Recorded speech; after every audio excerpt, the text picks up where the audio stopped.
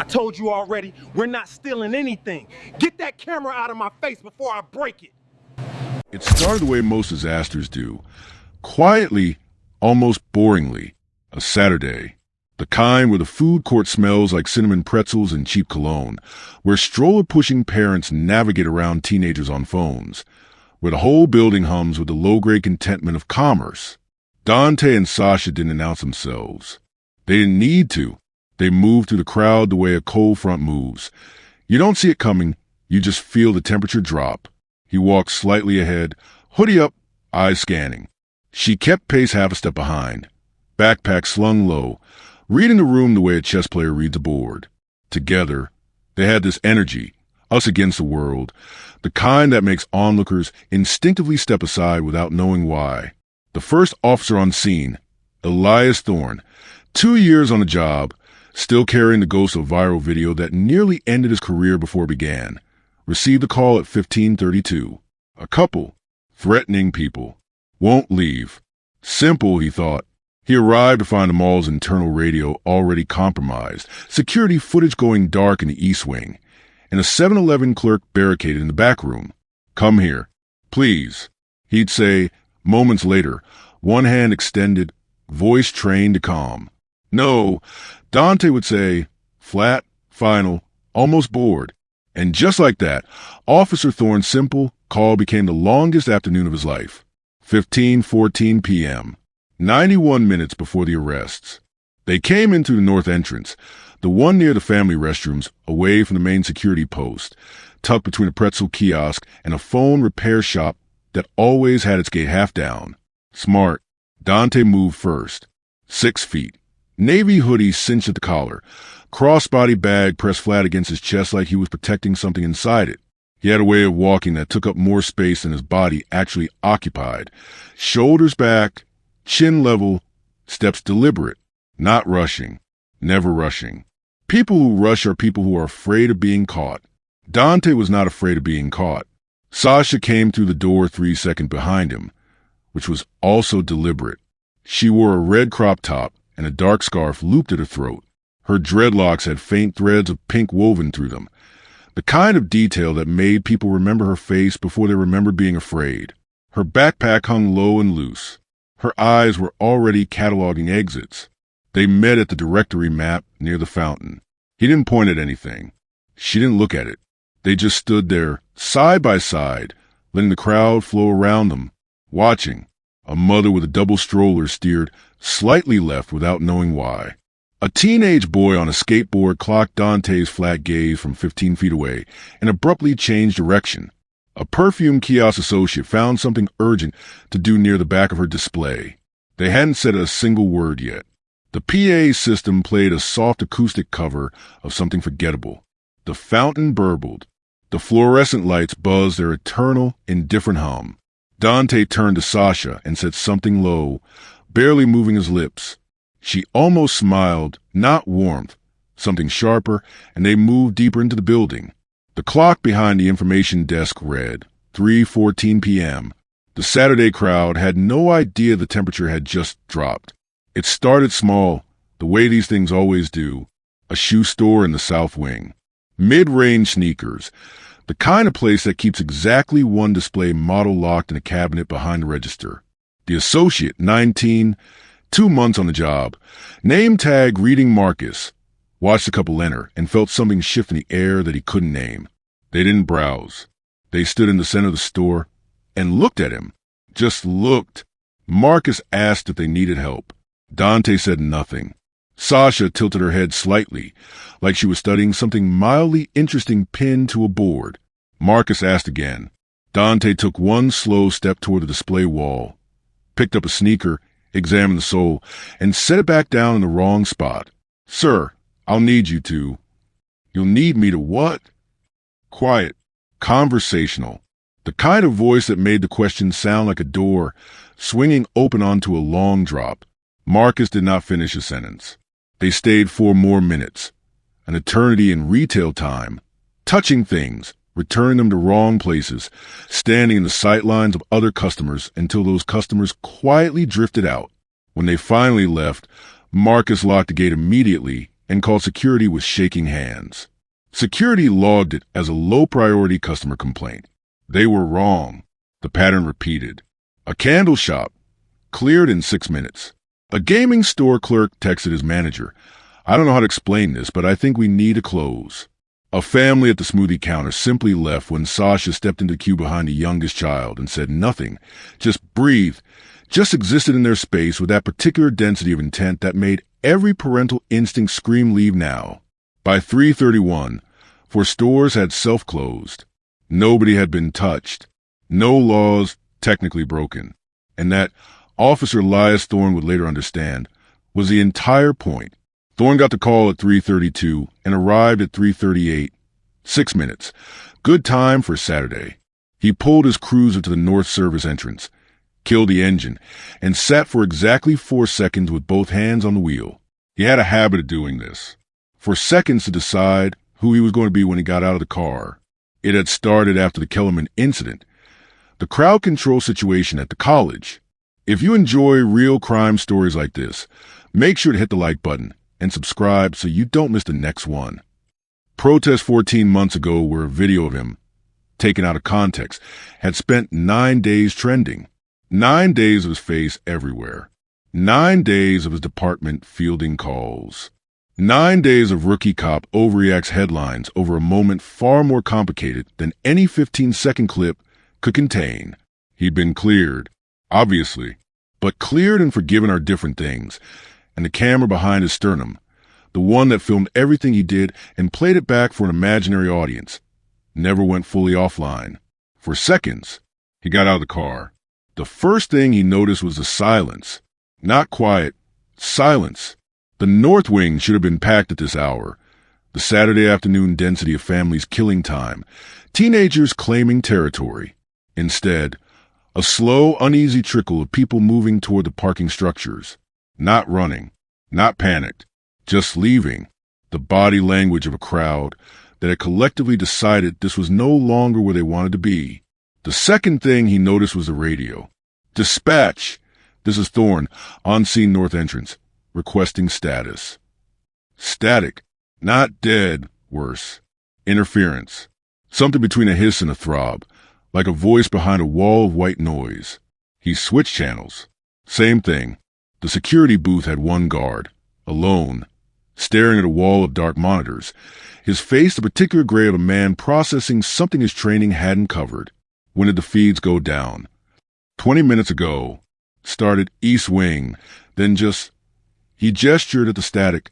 We got eyes on exactly nothing. Thorne looked at the blank screens. This isn't opportunistic. Cold. Certain.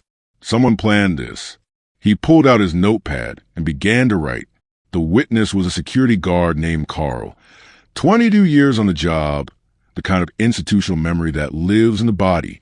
He'd been stationed near the family restrooms in the central corridor and had seen the couple up close twice. Thorne sat across from him at a folding table in the security office, notepad open, and let Carl talk without interrupting. This was another habit, one he'd learned after Kellerman, when a department psychologist told him that his biggest professional vulnerability was his instinct to resolve situations faster than he understood them. Don't rush the picture, she'd said. You can't unrush it once you've moved. Carl described them methodically. The way they'd enter the family restroom corridor together. The way the man emerged from a family restroom and the woman from the nearby nursing room. Separately timed, like a choreographed reveal. The way the man then looked directly at Carl and told him, in a voice that was almost friendly, that both Carl and the woman behind the courtesy desk would get popped if they kept interfering. He say it loud? Thorne asked. No, Carl said. That was the thing. Quiet, like he was telling me the time.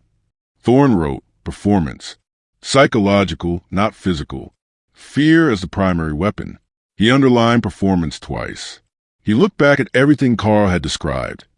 The stores closing, the crowds thinning, the radio interference, the camera blackouts. None of it technically a felony. All of it surgical. This wasn't 2 people who'd come to the mall angry. This was 2 people who'd come with a system. The question pressing against the inside of his skull, what was the system building toward?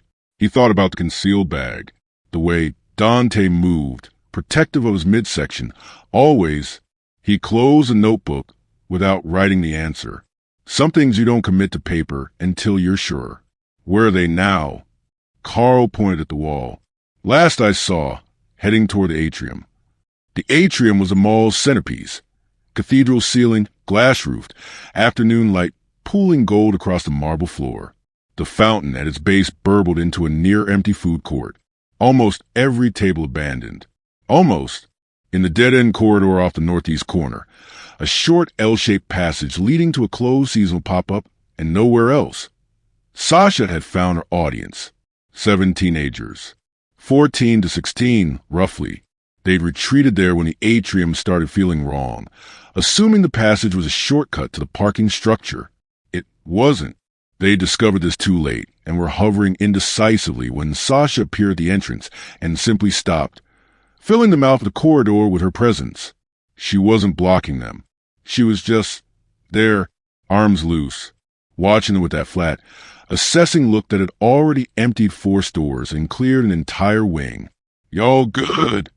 Almost cheerful. None of them answered. "Thought so," she said. She didn't move. At the fountain, something was shifting in Dante. The performance, precise, controlled, almost elegant up to this point, was developing cracks. 3 hours of sustained psychological pressure requires emotional regulation that even practiced people struggle to hold. His jaw was tighter, his scanning less strategic, more agitated. When a maintenance worker crossed the atrium at a jog, Dante tracked him with his whole body, pivoting, hand moving briefly toward his midsection before he caught himself. Thorne, watching from the second-floor railing, saw the hand movement. He stepped back from the rail. No more waiting for a perfect. He clicked his radio, still mostly static but usable in bursts, and spoke low and tight. "All units, this is Thorne. Eyes on primary subject. He is escalating. We move in 15. A burst of static. Then fragmentary but clear. Copy that. The maintenance corridor ran behind the food court like the skeleton of the building. Exposed conduit, bare concrete. Service doors stenciled with numbers that corresponded to nothing a shopper would recognize. It smelled like industrial cleaner and old grease and the particular closed-air staleness of spaces that exist purely to be functional. Thorne moved through it in single file with 3 officers, Rodriguez, Park, and a veteran named Castillo, who had 17 years on the job and moved through tight spaces like he'd been born in them. No conversation. Hand signals only. Boots soft on the concrete. The plan was simple, which Thorne had learned to appreciate. Complex plans fail at the first deviation. This one had 2 moving parts. His team emerging from the service exit behind a closed apartment store at the atrium south end, while 2 plainclothes officers positioned the atrium as shoppers for the past 40 minutes, kept the couple's attention occupied at the moment of emergence. Simple, clean, the kind of operation that looked like luck to outsiders and felt like years of accumulated small decisions to the people executing it. Moving to the narrow dark, Thorne had a strange, clarifying thought. This is exactly where I was always supposed to end up. Not the press conference. Not the carefully worded statement. Here, in the unglamorous dark, doing the actual work. He thought about the camera.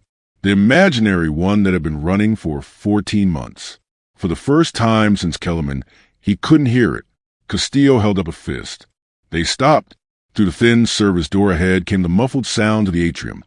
The fountain, a distant voice, and then, closer and more urgent, the sound of Dante's voice rising. Castillo looked back. Thorne nodded. Now, the service door opened without a sound. Castillo had oiled the hinges 20 minutes earlier, and the 4 officers stepped into the atrium. For exactly 2 seconds, nobody noticed them. Dante at the fountain, voice elevated, one hand gesturing toward the plainclothes officers who'd stepped slightly too close. Sasha at the mouth of the northeast corridor, still holding her position, the near-empty food court. Golden late afternoon light through the glass ceiling. The fountain, indifferent as ever. Then Dante's eyes moved, the instinctive animal awareness of someone whose threat monitoring never sleeps, and landed on Thorne. Everything happened in the space between one breath and the next. Dante's hand moved toward his midsection. Thorne was already closing the distance, voice sharp and flat. Don't. Hands. Now. Body angled sideways, minimizing the profile the way they'd trained. Rodriguez peeled left. Park went right. The plainclothes officers converged. Dante made the first smart decision of his day. He didn't reach further. He raised his hands. But then his body language shifted. The rapid calculation of someone realizing proximity meant leverage, and he began moving backward toward the food court tables where two mall employees hadn't yet managed to evacuate. Stop. Do not move toward those people. Completely level. This surprised Thorne afterward. In the corridor, Sasha turned to commotion and found Castillo directly in front of her, badge out, already speaking. She didn't run. She assessed, rapidly, professionally, and her shoulders dropped exactly a quarter inch. The teenagers didn't wait. Gone before Castillo finished his first sentence. At the tables, Dante was still calculating. A young mall employee, maybe 20, had frozen in her chair, eyes wide. Dante glanced at her once. Thorne saw it and felt something cold move through him. Look at me. Not at her. At me. Dante looked. It's done, Thorne said. Quiet. Not a command. A fact. It's done and you know it. Don't make this the thing that happened to her. 3 seconds. The fountain burbled. Dante lowered his hands to the table. It almost unraveled in the service elevator. Sasha was cuffed and calm. Eerily calm. The composure of someone already constructing their next move in a completely different arena. Castillo had her near the north exit, waiting for transport. That part was clean. Dante was a problem. He complied at the table. Hands down, no sudden movements, long enough for Rodriguez to get close. Then, in the confused interval of bodies and a radio finally crackling back to life, he moved. Not a full run. More of a controlled lurch, the instinct of a cornered animal given a half-inch of space. He made it through the food court side corridor and into the service elevator alcove before Thorne caught up. Dead end. 3 walls. Elevator doors. A recycling bay with industrial bins. Nowhere to go. Dante stood with his back to the elevator. Thorne stood 6 feet away. Rodriguez was 30 seconds behind. He could hear the boots. This was the moment. Clean or complicated. Wait 30 seconds. Backup arriving. Textbook. Everything documented. Or move now. In this particular geometry, before Dante had time to think about what the recycling bins could be used for. The imaginary camera came back online. Briefly. He could feel it. Then he made a decision that had nothing to do with the camera. He moved. Not aggressive, decisive. The difference lives in the body, in the angle, in hands that come out empty and stay empty. He covered the distance before Dante could recalibrate, and then it was close and loud and messy the way real things always are. Dante cursing, pushing. The word sharp and personal, but Thorne had his arm, the wall had Dante's back, and Rodriguez came through the door 22 seconds later to find Thorne already saying, evenly, stop resisting, I've got you, stop resisting. I wasn't running, Dante said, breathing hard. I know, Thorne said. He didn't know, but it didn't matter anymore. The cuffs clicked shut. Blue and red light came through the glass ceiling now, painting the marble floor in slow, sweeping arcs. The fountain had been turned off. Someone had found the maintenance switch, and the silence it left behind had a particular quality, the silence of a space that had held its breath for a long time and was only now exhaling. They were separated. That was the first thing that struck Thorne, watching from the atrium center as the scene processed around him. CSI unit, mall management, shaken witnesses clustered near the smoothie counter. Dante in one cruiser, Sasha in another, 200 feet away. And something that had been enormous and unified and self-sustaining, that us against the world gravity they carried like a weather system, had simply ceased to exist the moment they were no longer in the same room. They were just 2 people now, alone in the backs of separate cars. Thorne opened his notebook to the page where he'd written performance. Psychological, not physical. Fear as the primary weapon. He looked at the words for a moment, then turned to a clean page and began the incident report, starting as he always did with the facts. Date, time, location. Officers present. He did not write about the imaginary camera. He did not write about Kellerman or the 14 months or the 4-second pause before getting out of the car. He wrote about a mall, a couple, a series of choices that escalated, and an arrest that, despite everything, had produced 0 bystander injuries. Castillo appeared beside him. Coffee from somewhere, handed one over without comment.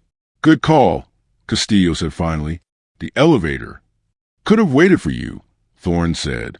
"Could have," Castillo agreed. Neither said anything else about it. That was the thing about the actual work.